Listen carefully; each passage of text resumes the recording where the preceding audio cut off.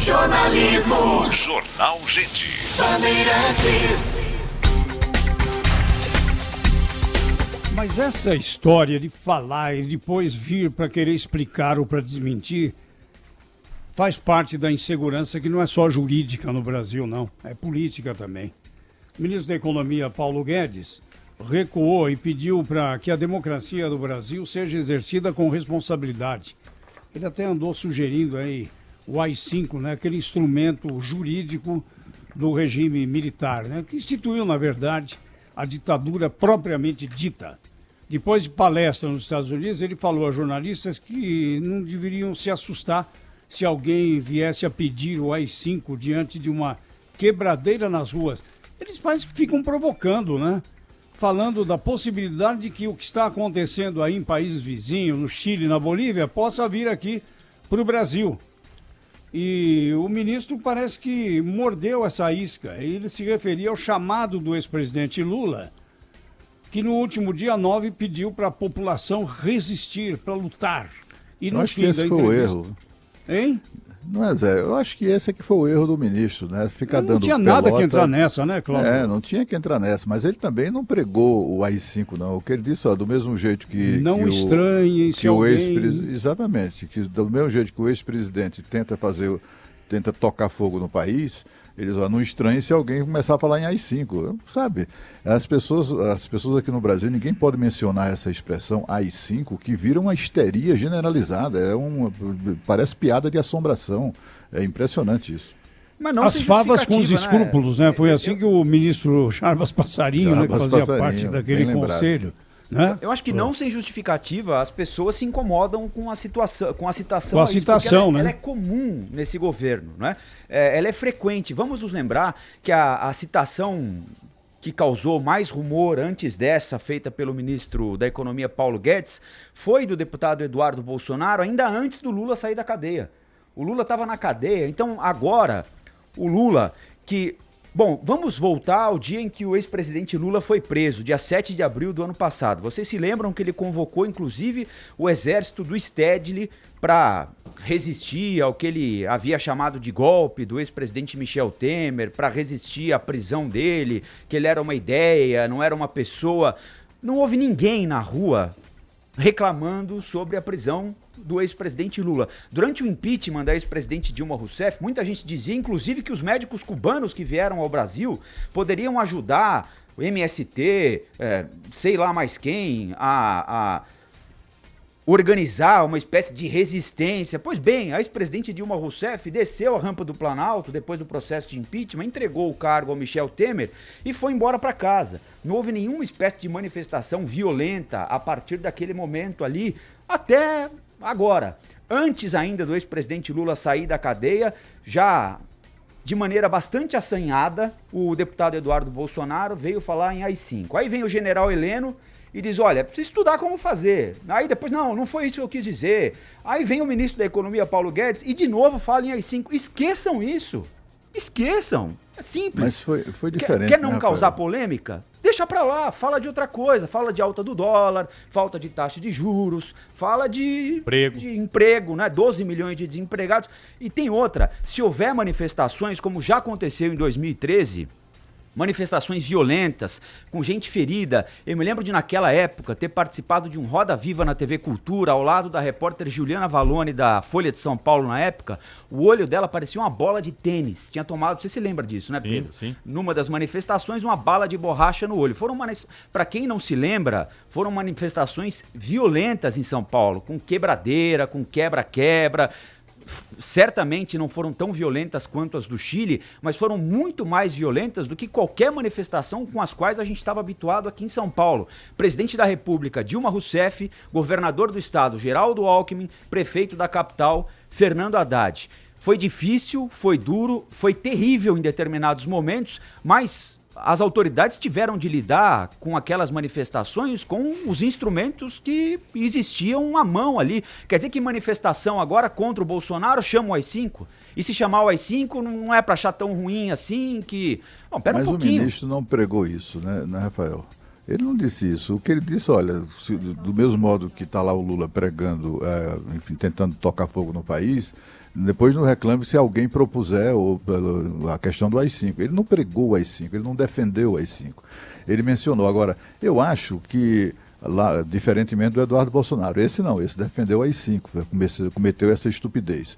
Agora, sabe, acaba virando tudo um enorme pretexto, né? Até para não falar de assuntos mais relevantes, né?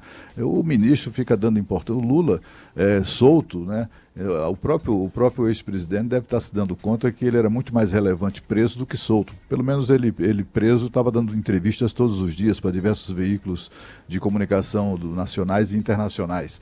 Solto, ele progressivamente caiu, enfim, e é como você mesmo diz, né? Se ocorrerem manifestações aqui no Brasil, a nossa democracia saberá lidar com isso, como o fez no passado recente. Então, é uma polêmica que me parece completamente desnecessária, provocada pelo ministro. Né? Ontem o ministro voltou atrás, né? Nesse evento aí, ele disse que nunca a democracia foi tão forte no Brasil. Vamos ouvi-lo. Não se assustem se alguém então pediu AI-5.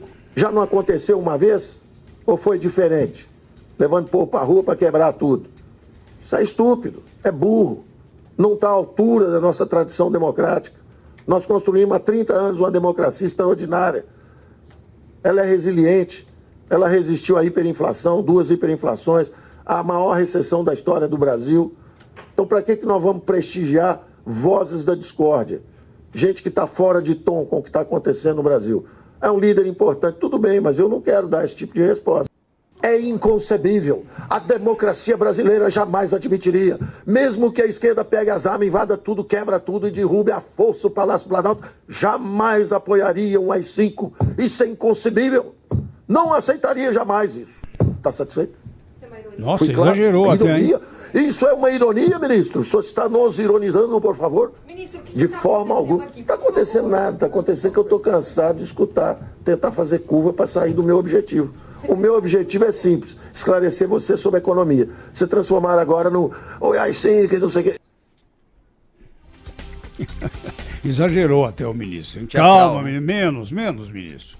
E tem outra, essa história A de nossa democracia não é tudo isso também não, hein? Vamos com calma. Pegar em arma para invadir Palácio do Planalto. Então, olha, sinceramente, às vezes me argumento. parece que o governo também tenta estimular o surgimento de inimigos, o surgimento de adversários, para ficar permanentemente instaurando esse clima de instabilidade, de medo. Existe muita gente no governo que tem desejo por isso. Fica chamando a todo instante o inimigo para perto, sugerindo que exista um inimigo. Quem é que está falando em invadir, mesmo que a esquerda invada o palácio com armas para tomar o poder? Quem falou nisso no final de semana? Agora exagerou. Acabou de acontecer o Congresso do PT, que é o maior partido de esquerda do Congresso Nacional. E vejam quais foram as resoluções ali.